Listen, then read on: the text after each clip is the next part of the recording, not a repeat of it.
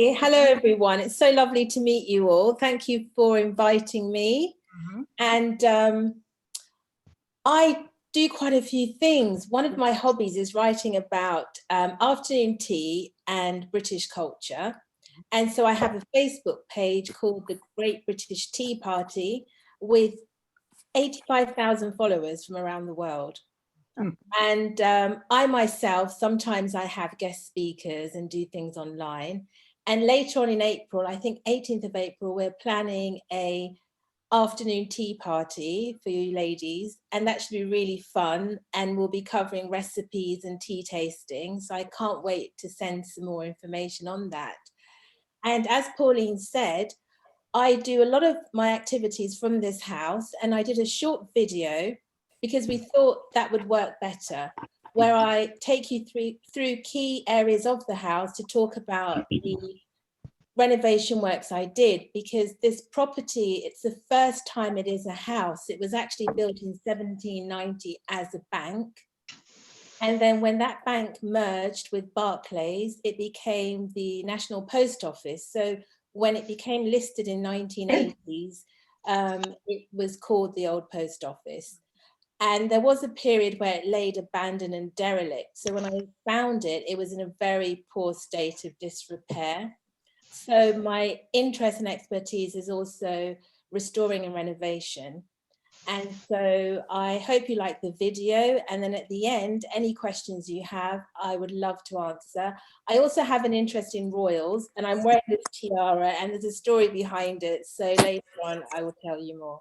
Great. Thank you. Great. Thanks, Claire. Thank you. So I'm going to share the video, but I'm just going to mute everyone just now so that everyone can watch it and listen to it. So there we go. Now.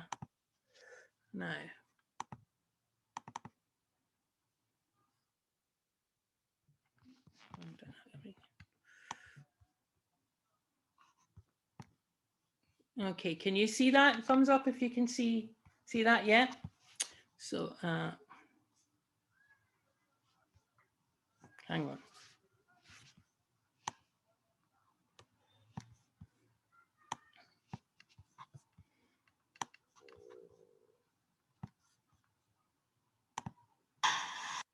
Hello, come in. I'm so excited to have Scottish Women's Institute with me at the Old Post Office. And welcome. We are in the entrance. This is a 1790 building.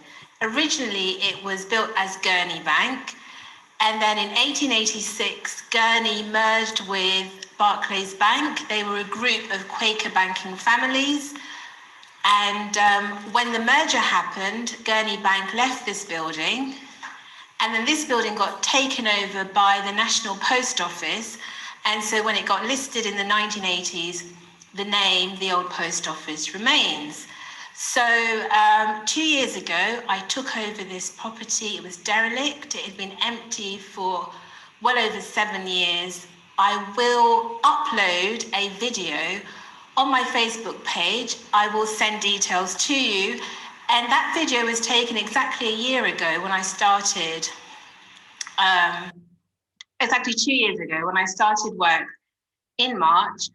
And you can see how derelict the place was, really awful. So you can compare the two, but this is the entrance. I wanted it to feel very peaceful, remind me of Italian churches. So I've used the pink on the walls. I've got some lovely roses, ceiling roses.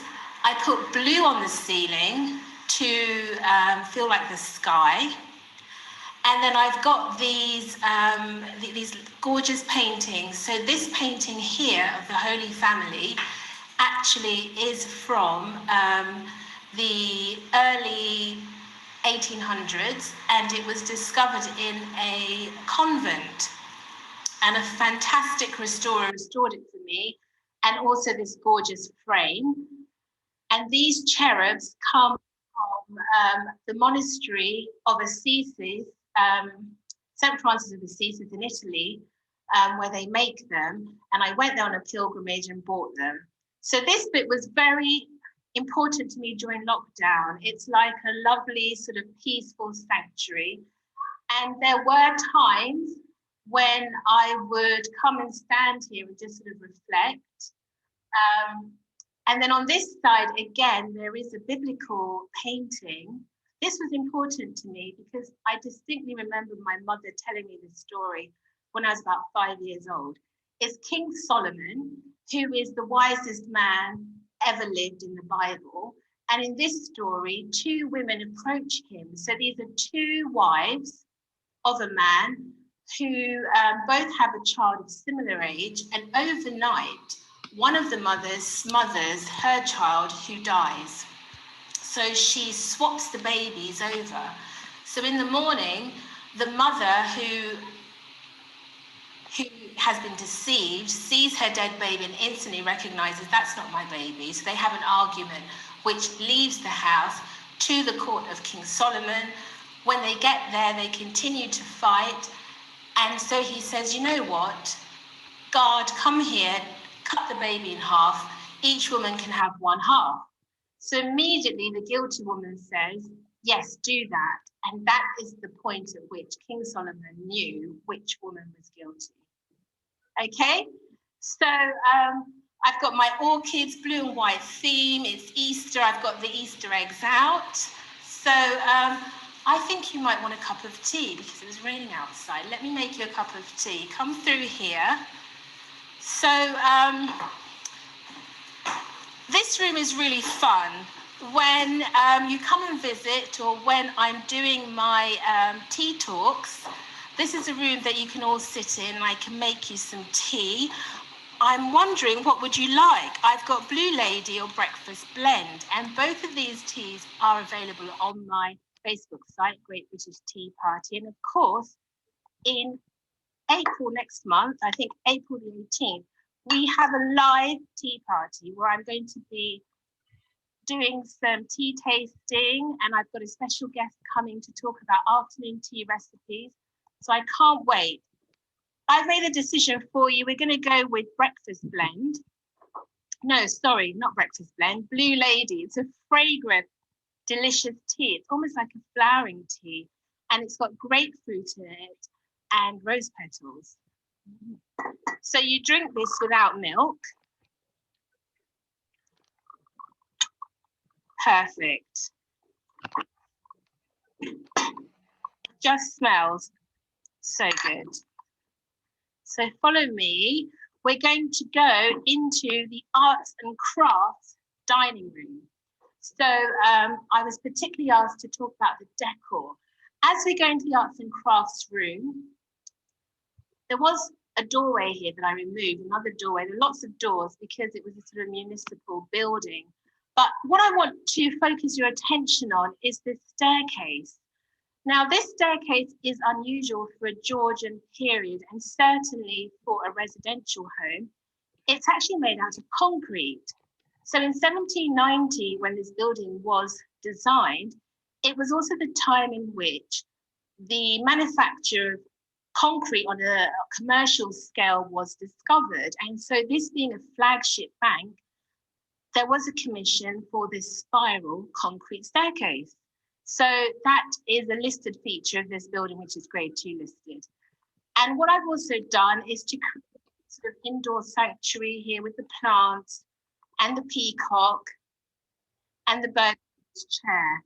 And we've done lots of shoots in the house, and this is a favorite spot for people to sort of take pictures and videos. Let's go into the dining room.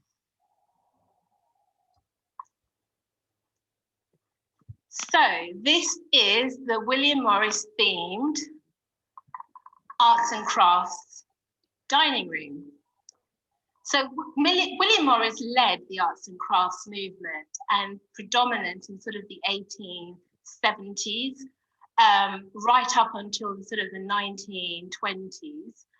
And the key feature of the arts and crafts movement was back to basics. It was a revolt against the mass industrialization of the Victorian age.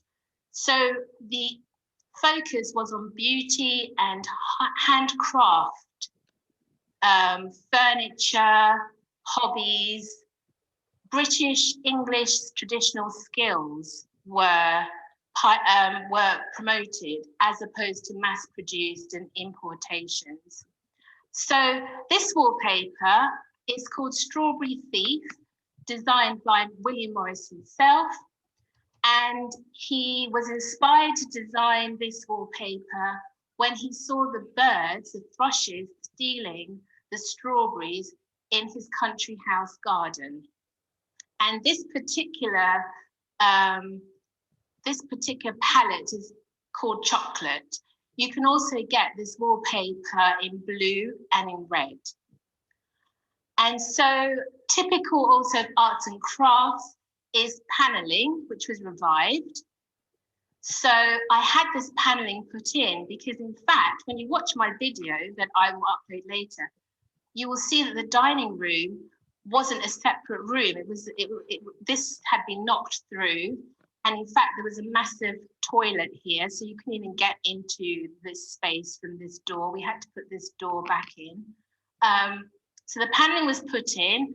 I love this green. I have gone for the green with the red contrast of the fireplace, and the red is also on the legs of this dining table, which I had made to fit the size of this dining room, so it wasn't squashed. Also, the alcoves were put in. The fireplace was centralised. These chairs are Lancashire antique rush spindles. So rush is also very typical of the arts and crafts. I can actually pop this out. And what's lovely is this property is in Norfolk, and in Norfolk, rush grows and is also a traditional craft here. So it fitted in very nice with this, this theme. And also here, I've done a little Easter display with the flowers and everything and the rabbit. But I love collecting English pottery. This is Morris and Co. And Morris Ironstone, sorry. And this pattern is called Fruit Basket in green. And then additionally, last thing, the light is sort of medieval looking, and that is also a theme of arts and crafts because a lot of inspiration was drawn from the medieval era, especially sort of the even the pre-Raphaelite dressing. Lastly, the embroidered pictures, and here we've got one of Gold Hill. So typical again of arts and crafts movement, focusing on British traditional crafts. So this is the dining room, and there are modern touches such as ceiling speakers. So you can play music from your mobile phone, but it's a lovely space to entertain. And we're running out of time. I did want to talk to you about Queen Victoria's picture, and also this certificate here. A wonderful Scotsman that's very close to our family, but I'll do that next time. We're going to run out of time, so let's go upstairs. So through here, up the concrete stairs.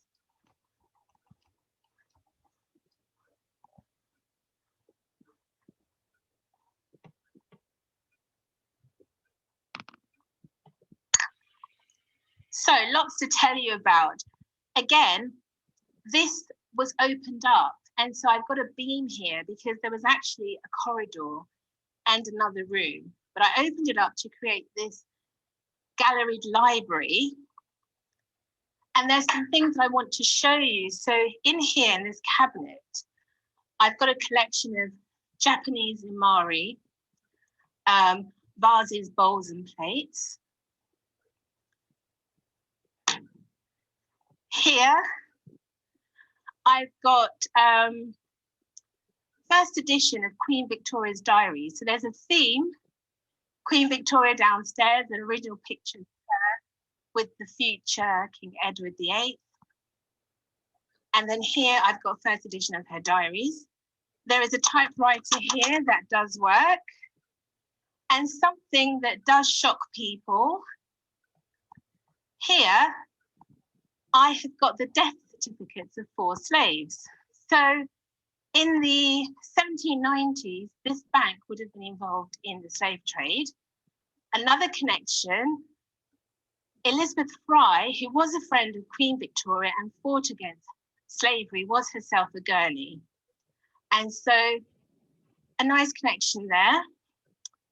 I've also got here this 1950s telephone with an exchange, because when this place was a post office, it also had the only public telephone in the whole town. And so I've got this as a feature. Let me show you one of the first bedrooms. One of the guest bedrooms. So I have 3 guest bedrooms on this floor. This room is very romantic. It's got a sort of a subtle Middle Eastern theme, which is a clue for the next space we're going into. But it's got a gold leather 4-poster bed, very romantic. It's got low pendant lights in hues of silver and gold. And the pattern on the cushions and on the curtains has a lattice pattern, which is very typical of Middle East. All my upholstery designing was done by JHD Interiors, who are amazing. They're based in Norwich, but they do make things that go out across the world, the whole of England, Scotland, Wales, fabulous. Another thing I love about this room is this large cast iron bath.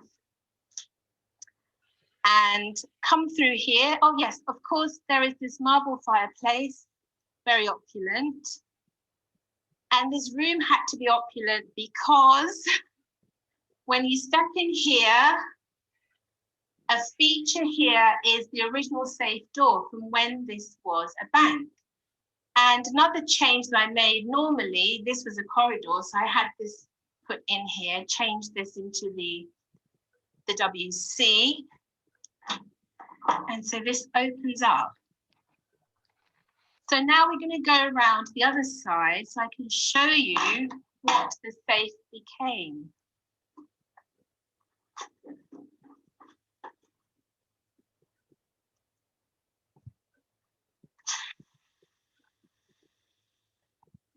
So the safe became the hammam. Mm. So a hammam is Middle Eastern, and hence the theme again next door. A hammam is similar to a sauna, except it uses steam. So come in and have a look. So I kept the original arch brickwork of the safe, and I picked complementary tiles. And it's got this mood-altering lighting. It's called chromotherapy, and you can set it according to how you're feeling. If you're stressed, if you have pain, if you're feeling depressed. I've got the panel here that makes the steam come out very quickly, aromatherapy scent. And here I've got a nice little display. These are hammam towels that you wrap yourself in and sit in here. And here I've got Moroccan natural products, because this is a Moroccan natural spa. And the ritual, if you like, is you come in and you sit in the hammam for about 10 minutes. And when your pores are opened up, you use razzle clay. This is razzle clay. And it's mixed in a paste, and you put it all over your body, and that acts as a detox, and it also removes dead skin cells. You sit in that mask for a while, and then you wash it off with African black soap, very foamy. And if you have an attendant doing it for you when you're lying here, they really sort of massage the body, and then it's sort of washed down, And then the final element is some argan oil. Again, that's a massage, and then you use rose water after. You drink lots of water, you drink your mint Moroccan tea, and there's lovely scents. I've got a scent here from Limelight, who make the scents for the house, and it's very gorgeous. So, again, when you stay here, all guests are on this floor, and this is another of our rooms. I like this room a lot. I don't think there is a room like this anywhere else in the world. I designed it myself. You may have seen some on the internet, but this is quite cool because each bed is king size.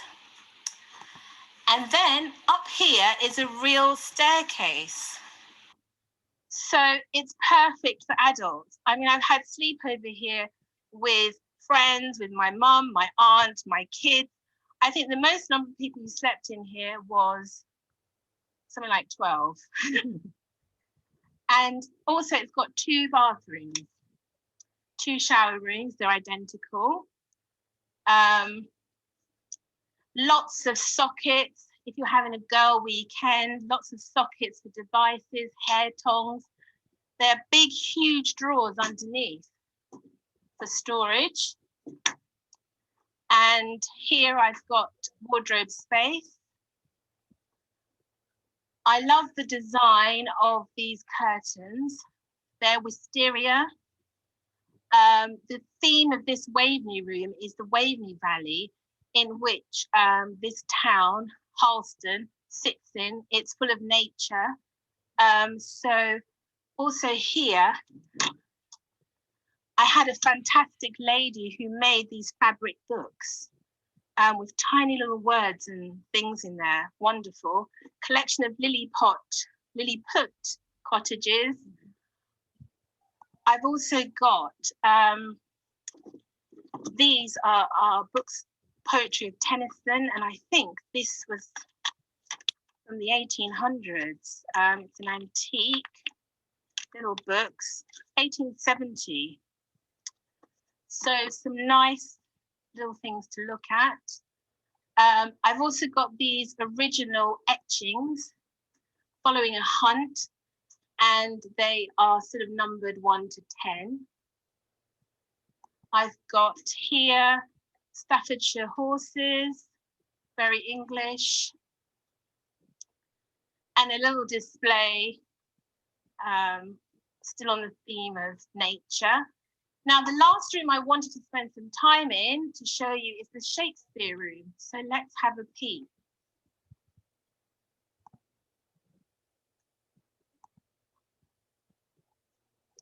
This is the Shakespeare room.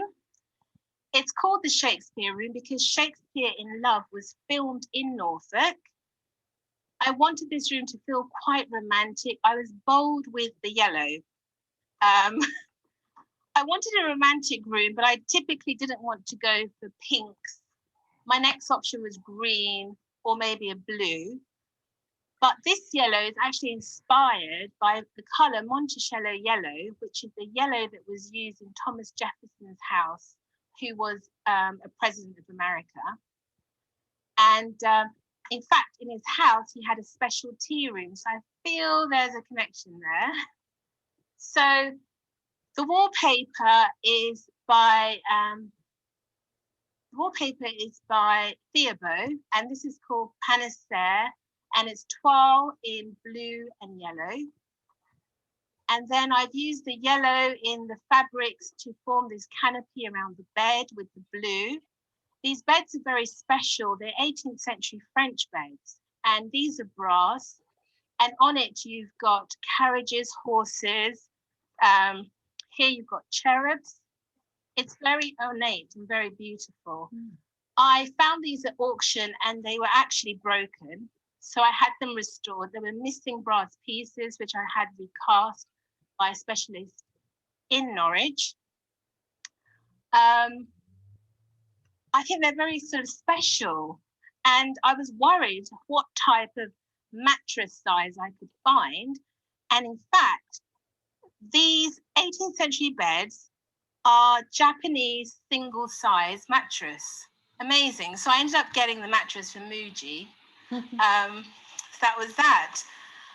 So here I've got some Staffordshire dogs. I've got these curtains, again made by JHD Interiors. They're amazing. I wanted to have the feel of Scarlett O'Hara in Gone with the Wind when she looks at the curtains and they're turned into a dress for her. So I wanted them to look like they were a dress, and I think they've been done really well. I've got the matching blind in the ensuite shower room. And still on the theme of Queen Victoria, this here is an original Victorian three-piece suit. And what is remarkable, not the actual blouse, but the actual suit is hand-stitched. You know, it's just done so beautifully. But this is the original Blue Lady, because my tea is called Blue Lady. And here I've got some original French etchings and some books, and these are also period upholstery chairs. And last thing I want to show you, very pertinent to you ladies, is this painting. I hope you can see it properly. So it's Mary, Queen of Scots, being condemned to her death by her cousin Elizabeth I's henchmen. Mary, being Catholic, she's standing there with her rosary, and her ladies in waiting are wailing. This is antique as well, from the 1864. So again, this is one of the rooms that you can stay in if you come and stay at the old post office. And now I'm going to hand over to you, because I'm sure you've got loads of questions to ask me. Thank you for being patient. Thank you very much, Claire. That was a brilliant video. I loved that. Loved it. So I'm going to ask everyone to unmute, and then we'll get to asking questions of Claire. Now, I'd like to ask you something, Claire.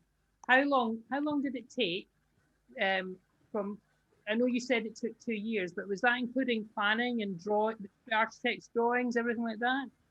You know what? I did it all in a year. So I finished last March. Amazing. And then we went into lockdown. So I never opened up the guest house, No. but I was really determined to do it very quickly. And also because at the time, I ended up taking some time off work. So I had a deadline. I thought, look, this can't go on for 2-3 years because I have to get back to work. Yes. But the irony is, when lockdown happened, I didn't actually return to what I was doing, and I've now built a career around social media, film, Great. and also made this home into a guest house to also sort of earn income. So it's funny what lockdown can do in terms of opening up opportunities. Yes, yeah. No, that's amazing. Did you do any? Had you been on TV or anything before? You know, you're very natural in front of the camera. Thank you. You're so kind. I've done bits here and there. Yes, yeah. Bits here and there. But I'd always been dragged into it. It wasn't a career choice. So it's interesting what this has led to, and who knows what it would become afterwards. But thank you for the kind compliment. No, it's great. I mean, it just moving from room to room and keeping it all flowing is quite an art that a lot of people couldn't do. So that's great. Apart from all the wonderful chat to camera, you know. So so let's see if we've got any questions. Any questions from everybody this evening? I could see you all smiling along when we were getting shown around the house. Shall I show you something? I wanted to show you this in the dining room. Yes. So this is the hang on, I'm just going to remove the spotlight and then do it again. Sorry, just so that I can make sure I've got it on film. Yeah. Yes. You pointed down. This is. I mentioned it very quickly in the dining room. Now, this is very special to us as a family because It is the diploma of a dear friend who passed away 2 years ago at the age of 96. And his name was Andrew Deans, and he was Scottish. He was from Glasgow. And he served in the war. And when the war finished, he returned. He was stationed in Naples at a time and discovered a love for opera. And in Naples, there was a conservatoire where a lot of famous Italians had gone to train. So when he returned back to Scotland, it was his aim to go back to Italy to study as an opera singer. And so his father was a local hairdresser, actually. So he saved some money for his son to return to Italy, which he did. And he spent 6 years studying opera. So he went in 1950 after the war, graduated in 1956 with the highest award they'd ever given a foreigner. In fact, very few foreigners had attended this conservatoire in Naples.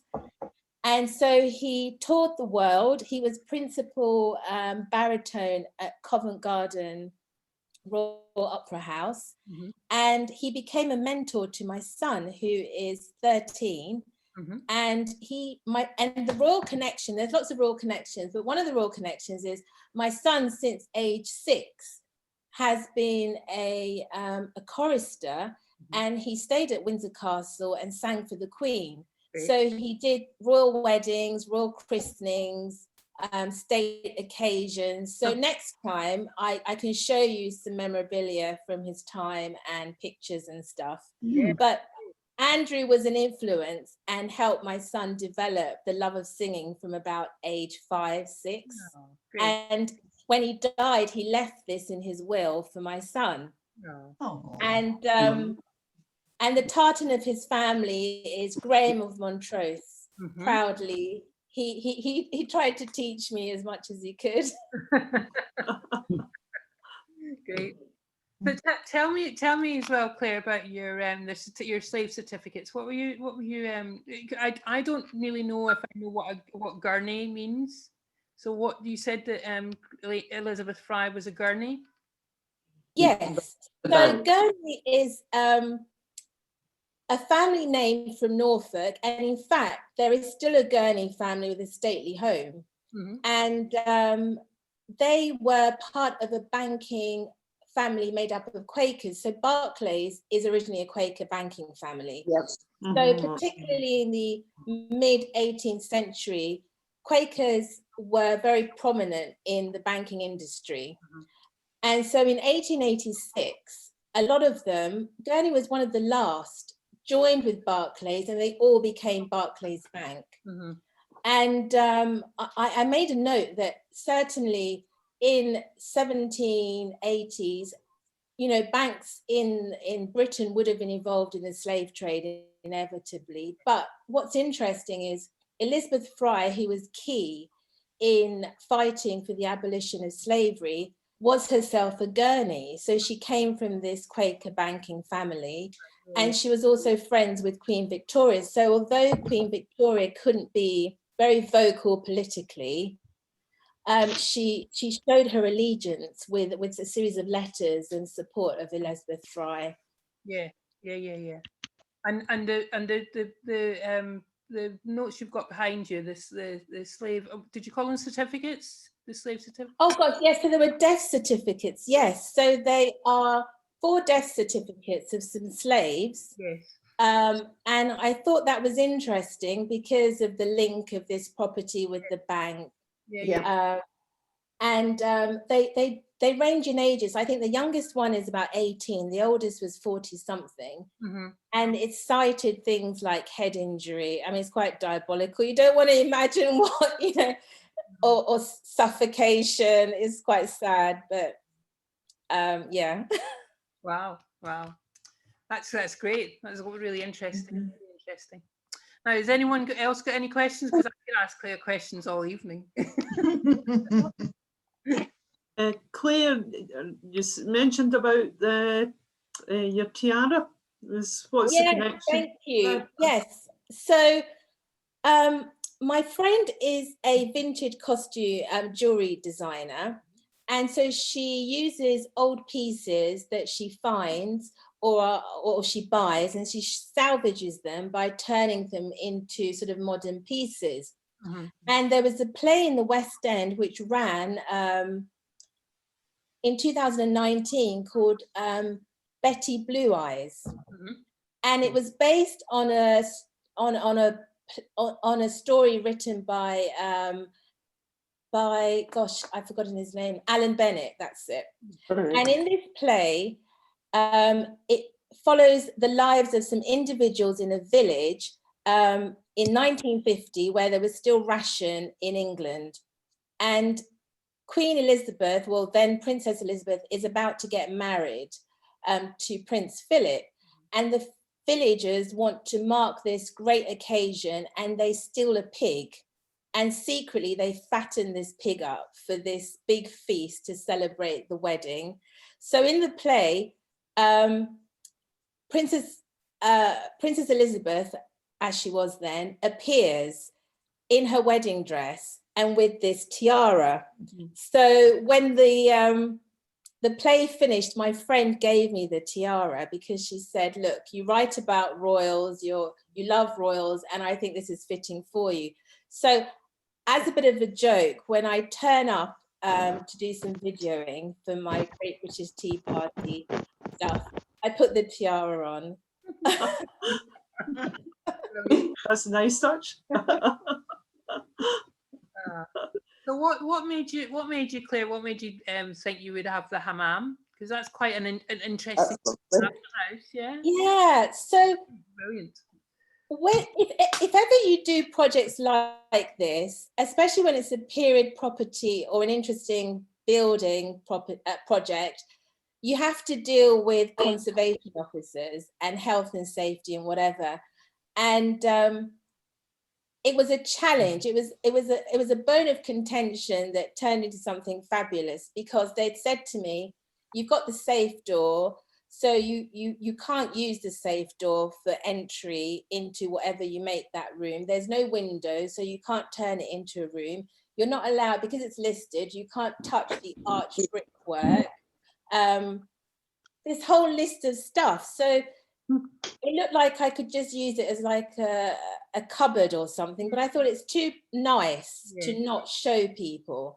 So the clever way around it was to retain the original safe door, but not allow access to it for people. I opened it up to show you, but normally I'd remove the key. So if there was a guest or a child, they couldn't go and get trapped in. At the back of it, it just has the equipment for the hammam. Yeah. And so when I was thinking of having the guest house, so the house is on 3 floors. So on the top floor is our room, it's private. Yes. The middle floor is free for guests. So I thought, how fun if they had the hammam. Yeah. And the hammam design really suits that space, because you don't need windows. When you're designing a hammam, you need an arch for the steam to sort of evaporate and come down. And I put the glass door in, so when you're sitting in the library area, you can sort of see into it. Yeah, and it's funny because now it's like the star thing of the house. Yeah, it's great. It's great. It's like a lovely warm heart of the house, isn't it? That you. It is. It is. See it glowing and invitingly. It was good. Yeah. And another funny thing is when I was describing it to the people in the council, because like, what is a hammam? You know, they found it quite intriguing. How many of them had to come and try it out once it was in? Yeah. But it's funny because everyone who worked on the project, I promised them, I said, look, when we finish, we'll have a party, you can use the hammam, but of course we've been in lockdown. So you'll still have a party. So have you got a date yet for in England? I know that we've got. Yes. So 17th of May we can start having guests, and my weekends in summer have been booked actually with hen parties, birthdays, girls' weekends. But during the week I've still got lots of slots. So I'm looking forward to that. Yeah. And people have started to contact me. And there's so much to do. Even in the town, we've got our own museum. There is a free walking tour because we've got lots of Georgian, Victorian and medieval buildings. There are tea rooms. There's a micro brewery pub. We're in the Waveney Valley, so it's great for walks. We are surrounded by 6 vineyards. So another thing I promote is Vineyard Tours. You can do 1 visit or you can visit 3 vineyards. Okay. And in the house, I serve afternoon tea because tea is my thing. We have, you can have oysters because we have a lot of fish and delivery. So you can try Norfolk sort of seafood. There's a private chef if you want. So on one night, I've got 4 friends, 2 couples, and they've asked for the private chef, which would be nice, which they can have in one of the rooms I've got, like the library. But when there's a group, it's real fun because we have an Arabian Nights theme. So the women start off in the hammam, and then we have a room for treatments. Then they have a Lebanese meze meal.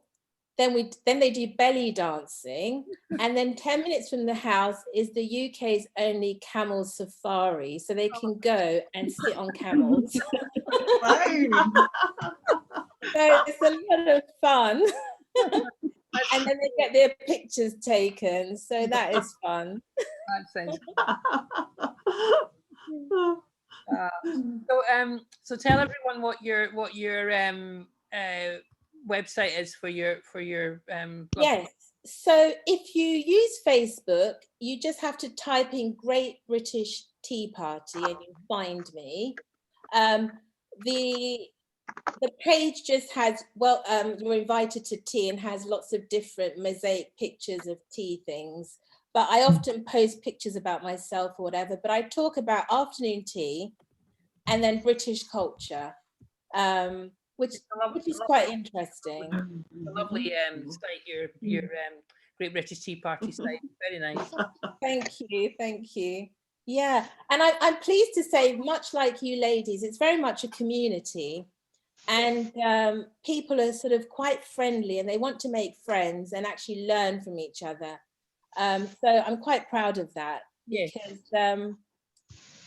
sometimes social media has such negative press. And unfortunately, we don't have negative issues on the page. So that's good. No. Lovely for that, Claire. Yeah, it's all too lovely. Does anyone else have more questions for you? I'll show you one more thing. When we do our tea party.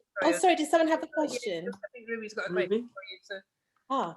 Yeah, I was just going to say, I can't imagine where you would even begin doing something like that, Claire.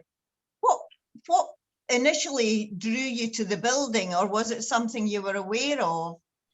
And then where did you start to imagine the concept of what it was going to look like to finish it in a year? I know, it's amazing.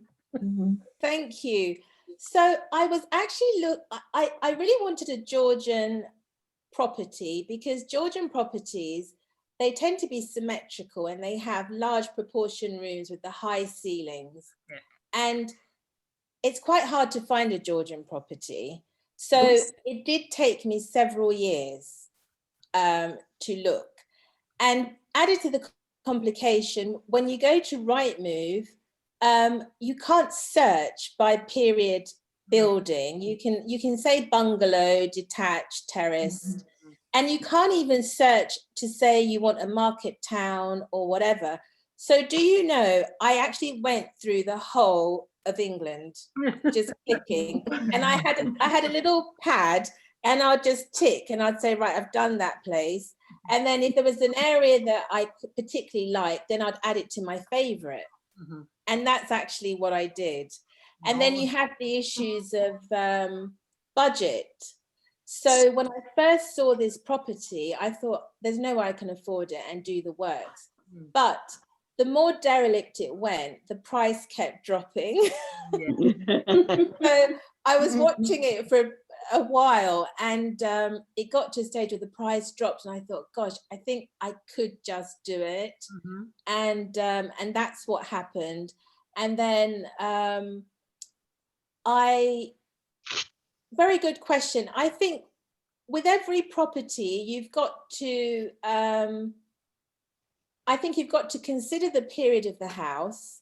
And I think light is very important, and to think about how you want to use the space. So I used that as the starting point in the design process. And I also had looked through sort of magazines and things to sort of decide on things that I liked. And I made sort of like a little scrapbook of ideas.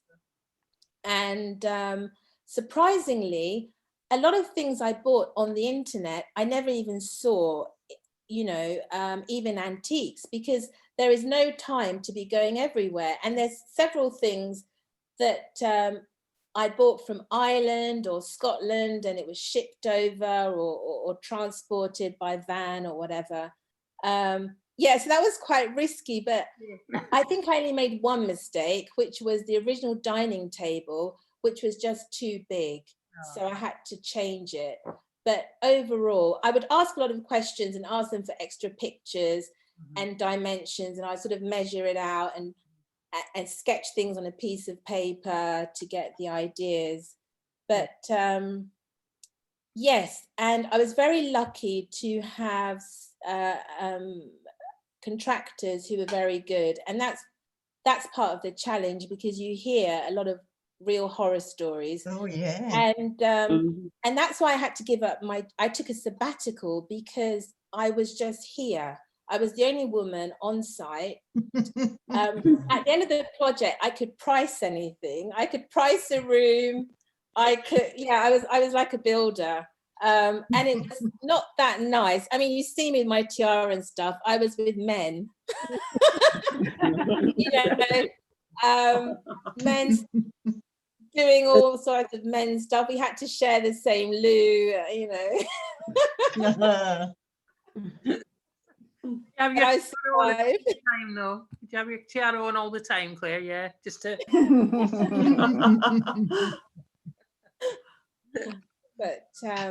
But they were good. Overall, they were good, because they sort of looked after me. But you've got to wear two hats. Yeah. And I remember my husband once said to me, "You're too nice to them. You're too nice to them. You've got." So I tried to be nice overall, but when I had to be firm, I had to be firm, because yeah. Yes, you have. Well done. Yes, well done. Well done. I'd probably like to know what's next, Claire. Now that you finished your beautiful house, what's next? Are you going to be interior designer to the stars, something like that? You know.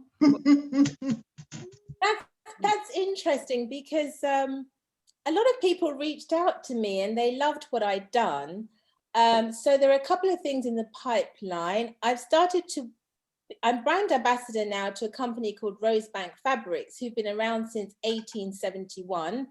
And their fabrics have graced palaces, stately homes all across Great Britain.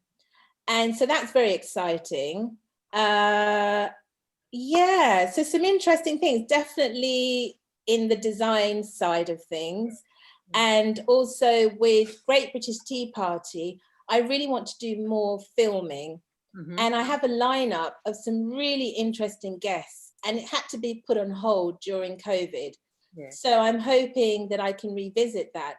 I mean, one of the places I've been invited to, all through Great British Tea Party, I've been invited to France, a castle in France. They want me to go and host an afternoon tea party, which we will film as well, which is fun.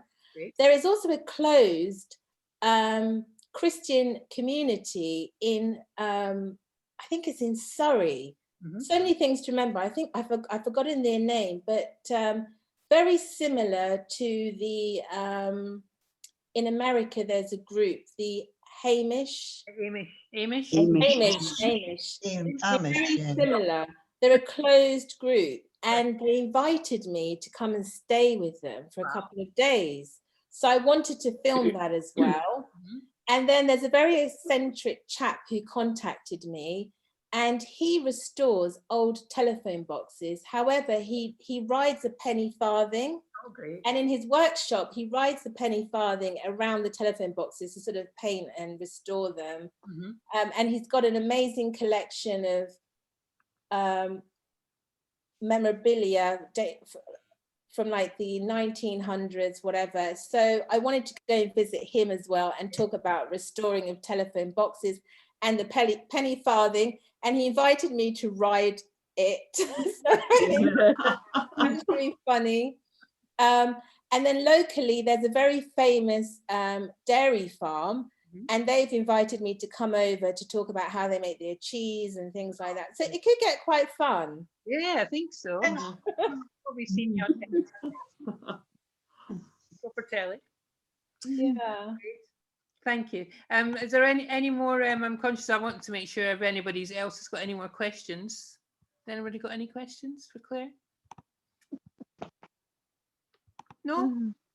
You're all just enjoying our company. Everyone's smiling, Claire. They're all, you make. I wanted to show you this when we do our tea party. I'll send you more details. So there is a pottery company just 20 miles from me, and they've been around for years. And when I told them I had this, they sent me this and said, show the lady. So it's a Scotch, and you can get it in black or white, and it's a real teapot.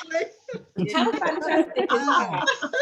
That's lovely. So I will send you details. It's got a bow. Yeah. Do you know why Scottish Women's Institutes was created? No. There's a lady called Catherine Blair, and she ran a farm near a place called Macmary. Is that right, guys? The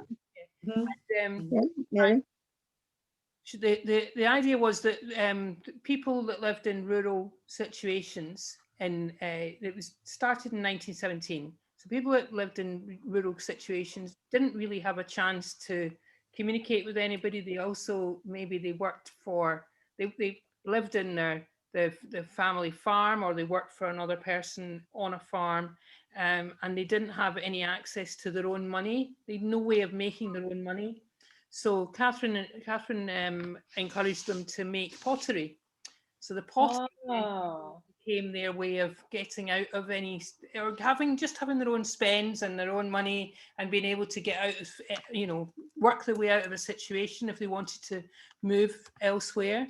So it was all tied up with that, with the suffragettes as well, because the suffragettes who were I think Catherine looked after people who had come out of hospital, come out of jail, and they had been on hunger strike.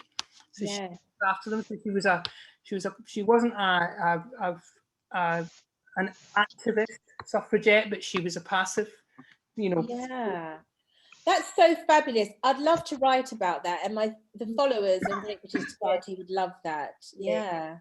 They love historical things. Yes. They love to hear about inspirational characters. Yeah. So I think I should make a real thing about that. Yeah. So and the Scottish Women's Institutes, their flower is the eryngium. Do you know an eryngium? The sea holly. It's like a blue plant. It's really beautiful. I'll see if I can find it. Yeah, lovely. It's really gorgeous. And they had for the centenary in 2017, they had people could buy a plant that was the Catherine Blair eryngium. So it was nice after her, and it's lovely. And we've got lots of you guys have got it at home, haven't you? Yeah, it's beautiful. Yeah. So, thistle. yes, sea thistle. Yeah. Yes. Very nice. So guys, got any questions or anything you want to tell Claire? Because no, just a comment, Claire. I do not envy you the housework, keeping all that. I know. Oh dear, I know. Must be practical as ever. Yeah. Oh gosh, Beautiful house, though. Really beautiful. thank you. Beautiful. Yeah. I've got 3 children, and when they're at home, because they're in boarding school, when they're at home, we have a rota. Yeah. And, That's and then, and then when it is operating as a guest house, which is when they're not at home, Yeah. I do have a lady who helps me, and we do it together. Mhm. We just go Right. in pairs around. But yeah, it's quite a job. Yeah. Must be. But you know, once you get properly going, once we're out of all this COVID, you'll be so busy that you'll have staff to be able to do it all yourself. So Yeah. Yeah. But you know what? It's nice because the dust has stopped, because when you do renovations, Yeah. it's a nightmare. yeah. And there was a period of months where I'd actually feel like crying, because I would be with the kids, there'd be 4 of us in one room, we'd dust everything, go to the next room, and literally the next day it would be covered in dust again. And it looked like we hadn't done anything. And oh, it was awful. And finally it settled. Yeah. It's lovely. Yeah. Yes. Mhm. Thank you. Yeah. Very interesting. Thank you. Yes, thank you very much, Claire. So we're going to do a tea tasting party, because I thought everyone that might be quite a nice thing to do. Yes. Claire's got a company in Edinburgh that produces the tea for her. So we're going to do an exclusive sort of price for the tea, and then we could all have a little tasting session together, a little bit like we've done. Oh, good. That would be great. And then I've got a friend who's a fantastic baker, and she's going to come and just demonstrate some really quick and easy things you can do for a lovely afternoon tea as we're tea. It should be really fun. I'll try and bring as many guests as I can, so it'll be Lovely. Excellent. yeah. Look forward to it. Yeah. So I like your dress, Claire. oh, thank you. Thank you so much. It's a lovely personality and a lovely smile for the public. Oh, thank you. Thank you so much. A good voice, nice voice, good voice for the public. Yeah. Thank you. That's so kind. Annette's the party girl, Claire. And I would love to come and clean your house, because that's what I'm a domestic technician as a person. That's my posh name, you see. I would love you to come over. I would just love polishing up the stairs. I'd love that. And we could do a session on, you can be the new Aggie. We could do a session on how to clean. Oh, that would be great. I would just love it. I'll get your details from Pauline. I hold you to that. Thank you very much for opening your house to us. No, it was just lovely. I'd love that. I'd love that. I think we would go on fine, you and I. Make sure we wear your tiara. Yes. Yeah, I have to get you a matching tiara. Yes. Oh dear. Thank you very much. Oh, you're welcome. Annette's the big shoe girl as well, Claire. I'd imagine you're a shoe girl too. Sorry? I like your shoes, Claire, because Annette's a big shoe fan, aren't you, Annette? Oh, I love shoes. Oh, fantastic. I love shoes. Really well. Well, thank you very much. I'm delighted you came to your lovely house and showed us round, and it was great. Thank you very much. And I'm going to ask everybody to just say thank you to Claire and give her a Thank you, Claire. Thank you so much. And it was lovely, and we'll look forward to the tea party. That's Yes, that would be fantastic. Thank you. Thanks so much. Bye. Thank you. Bye. Bye. Bye. Thank you. Bye. Thank you. Fine. Thank you.